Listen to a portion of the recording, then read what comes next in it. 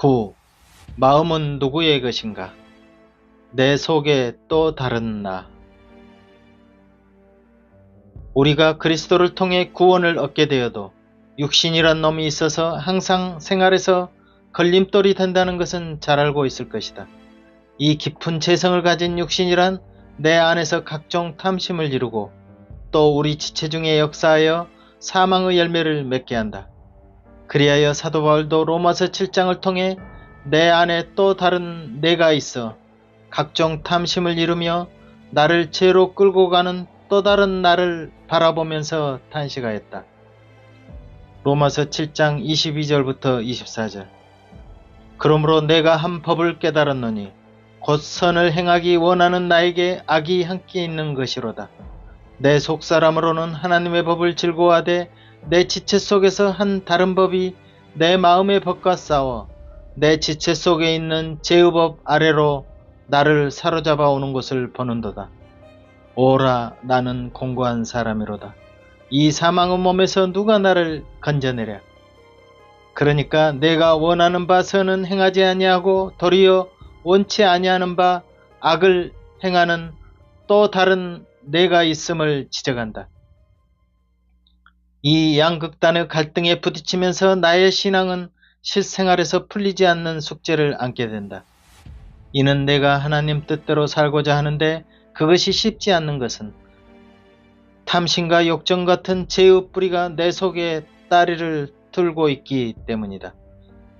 그 예전부터 내 주관적인 생각에 길들여진 겉사람은 생명의 열매 대신 사망의 열매를 맺는 데 익숙해져 있다. 이런 갈등의 이중성이란 겉으론 평안한 듯 하지만 안에서는 피 흘리는 전투를 벌이며 그리스도인을 몹시도 괴롭혀왔다. 이는 나의 영적 속사람인 율법과 양심과 성령이 나를 더 날카롭게 정죄하기 때문이다. 이는 우리가 속죄함을 입은 죄 문제와는 양상이 다르다. 그 죄에 대한 대가는 그리스도 보혈로 정하게 되었다. 그런데 그 정한 마음이 계속 지속되어야 하는데 그것이 실생활에서 나의 육신과 정욕에 패배하여 쓴맛을 보게 될 때 나는 크게 좌절하게 된다. 이처럼 우리는 생활 속에서 성령과 육신이 서로 거슬려 싸우는 이중적인 나를 수시로 발견하면서 살아갈 것이다. 그래서 성경은 육체의 소욕은 성령을 거스리고 성령의 소욕은 육체를 거스리나니 이 둘이 서로 대적하므로 너희의 원하는 것을 하지 못하게 하려 함이니라 라고 갈라디아서 5장 17절에서는 말한다. 그러므로 이 깊은 마음의 갈등 속에 참다운 진리와 자유가 있음을 탐구해야 하는데 이는 이런 문제가 육체가 있는 한 평생 지속할 수밖에 없다는 영속성 때문이다. 죽을 때까지 부딪힐 수밖에 없는 이 심각한 갈등을 어떻게 그대로 버려두며 위선으로만 살아갈 것인가?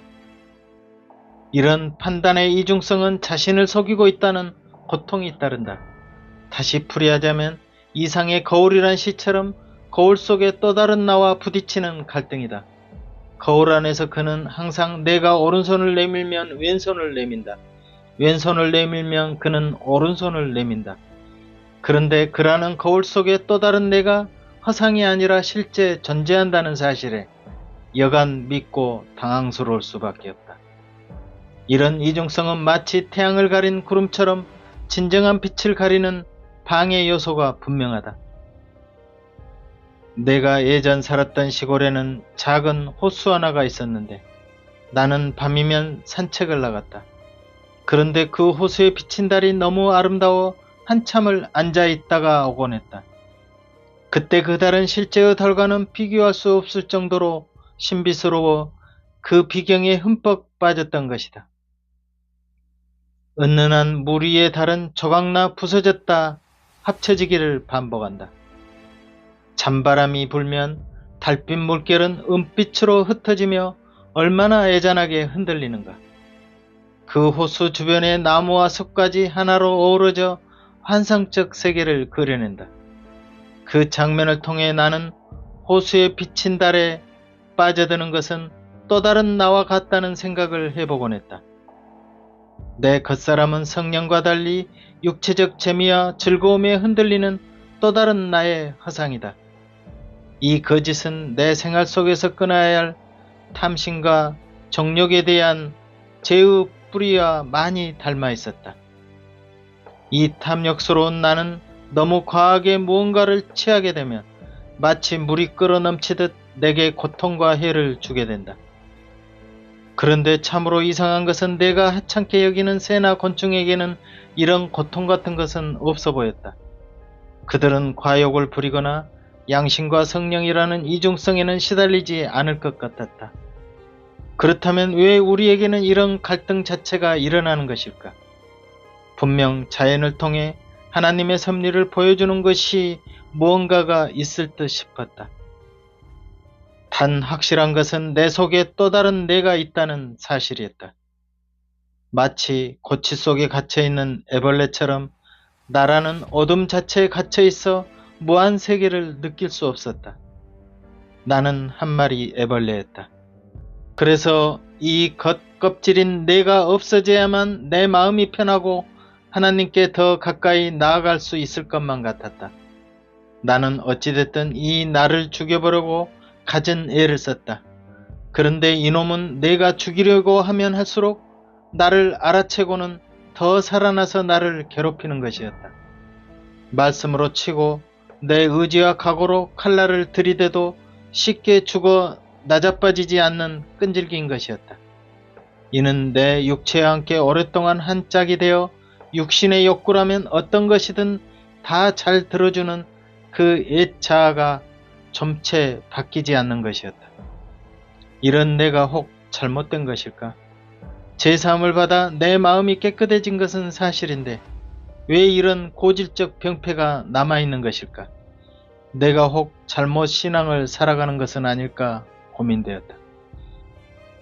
어느 날 나는 어떤 형제에게 이런 갈등을 숨기고 있다가 슬쩍 이야기를 해보았는데 자신은 자신 안에 엄청난 죄가 뿌리를 내리고 있어서 얼마나 많은 죄를 지으며 살았는지 양심을 통해 고백하였다. 그 솔직성에 나는 놀랐다. 내가 수치스럽게 생각하고 몰래 감춰두었던 속마음을 들켜버린 기분이었다. 그렇지만 나는 그 형제처럼 그렇게 모든 죄악을 털어놓을 수는 없었다. 그 분명한 차이 속에 나는 무언가를 모르고 있다는 사실을 인지하면서 다시 성경에서 길찾기를 원했다. 내 속에 또 다른 나를 통해 탐심이 쳐들어오면 나는 그것을 알고는 있으나 옛 습성 때문에 패배하기도 또는 이기기도 했다. 그러나 이 싸움은 끝나지 않을 것만 같았다. 그런데 시간이 흐를수록 이런 엎치락뒤치락하는 싸움을 단지 성령과 말씀의 힘으로 육신을 꺾어 복종시킨다고만 될 일은 아닌 것 같았다. 그런데도 어떤 특별한 방법이 없었던 나는 내가 원하는 것들을 인내하고 절제하면서 차츰 변화와 쇄신을 원하였다. 그런데 조금 방심이라도 하면 나도 모르게 육신의 소욕에 사로잡혀 옛것의 즐거움을 쫓는 것이었다. 그런데 여기에 방심이라도 하고 있으면 믿지 않는 세상 사람들과 하등 다를 바 없는 나 자신을 발견하고는 스스로 낙심하였다. 그런데 왜 나는 이런 사소한 마음의 미움이나 울분, 이기심, 탐심에까지 마음의 갈등을 느끼는 것일까? 이는 내가 너무 소심한 것은 아닌지 의심도 되었다. 그렇지만 마음의 깊은 내면까지 완벽한 거룩함을 원했던 나에게는 생각이나 의지까지도 철저히 하나님 앞에 굴복되어야 한다는 생각에는 변함이 없었다. 하지만 이런 갈등은 철길에 두 레일이 만나지 못하는 것처럼 끝까지 해결되지 않을 것만 같았다. 그래도 나의 길을 가야 했다. 나는 절제와 인내 그리고 나의 작은 것이지만 자선을 베풀며 극선에 치달았다. 그렇지만 마음은 왠지 공허하고 더 갈증만 생겨났다. 내가 잘못된 것일까? 나는 로마서 7장에 나오는 한 남편과 여인의 비유를 생각해 볼 기회가 생겼다.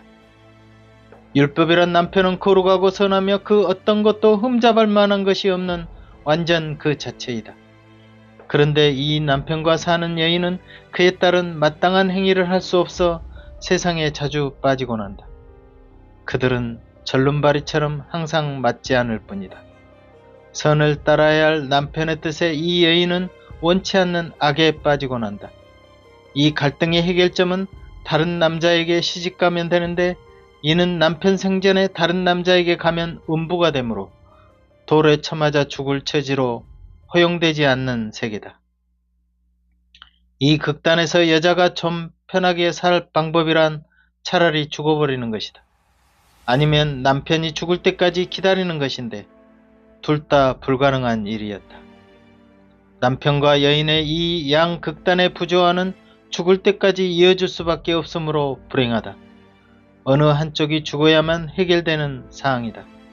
이 여인의 약점은 오직 남편 말만 듣고 행할 수 있는 완전함에 있지 못하고 자기 예습성과 탐욕에 빠지고 마는 약함 때문이다.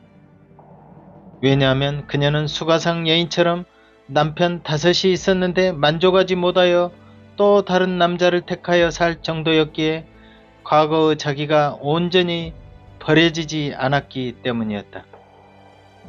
참된 남편을 만났으나 그것이 내 마음처럼 쉽지 않고 예습성과 세상을 쉽게 떨구지 못하기 때문이었다. 성경에서 말하는 그 여인은 곧 거짓된 나다. 이는 제 문제를 유발하는 내 깊은 곳에서 각양 탐심을 이루는 죄의 근본 뿌리에 관한 문제였다.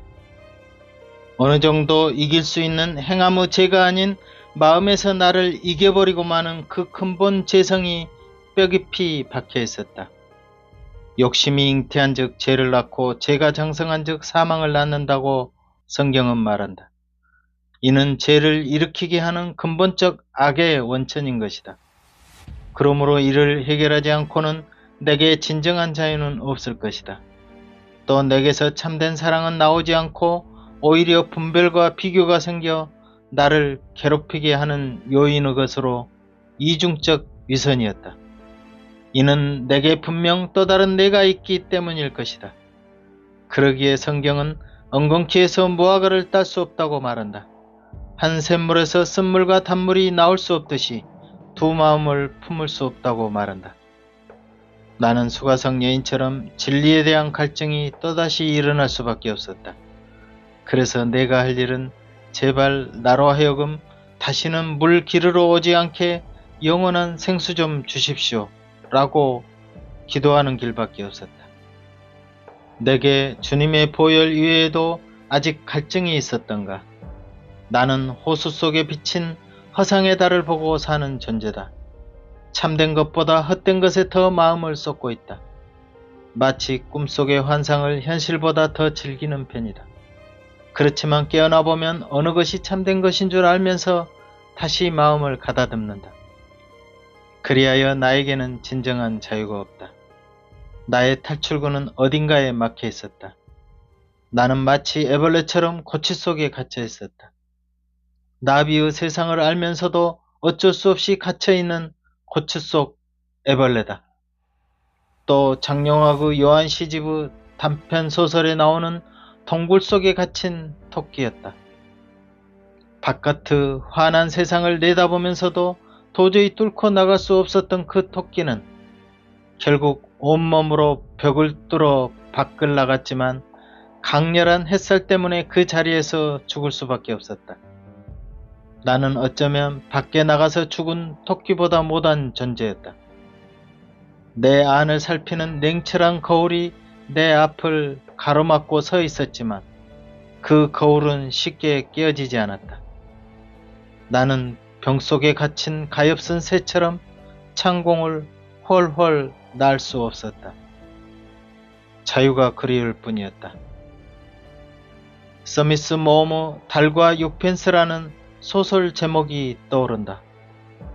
화가 고갱을 소재로 하여 세계대전을 통해 인간과 인간 문명의 깊은 염증을 느낀 젊은이들에게 영혼의 순수 세계에 대한 동경을 불러일으켰던 소설이다. 달이란 하늘의 것과 6펜스라는 세속적 돈에 대한 양 측면을 다룬 이야기로도 볼 수 있다. 모든 이에게 내재되어 있는 보편적인 욕망, 즉 억압적 현실에서 벗어나 마음이 원하는 대로 자유롭게 살고 싶은 또 다른 세계를 그려낸 작품이다. 나는 진정 자유로운가? 아니었다. 어디에도 얽매이지 않는 그 자유로움은 항상 내가 그리던 세계였다. 아, 나는 이 헛된 꿈에서 언제나 깨어날 것인가? 이는 내가 어딘가에 갇혀 있다고 느끼면서도 도저히 어떻게 할 수 없는 그런 거짓된 나 때문이리라. 새장 속의 새는 넓은 하늘이 있다는 것을 알기에, 고치 속 애벌레는 꽃들의 세상이 있다는 것을 알기에 불행하다. 나 또한 내가 갇혀 있다는 것을 알기에 더 불행하다. 이 옛사람의 껍질만 벗어버릴 수 있다면 무한창조 하나님과 나는 하나가 될 수 있을 터인데, 이 이중성에 나는 치를 떨고 있었다. 아니, 절망하고 있었다. 게르케골은 절망이야말로 죽음에 이르는 병이라고 했던가. 이 애절한 상황에서 나를 구출해줄 한마디. 이 사망의 몸에서 누가 나를 건져내랴. 라는 바울의 외침은 바로 나의 것이었다. 아멘. 유튜브 박작가의 하늘가락지에서 마음은 누구의 것인가로 다시 찾아뵙겠습니다. 감사합니다.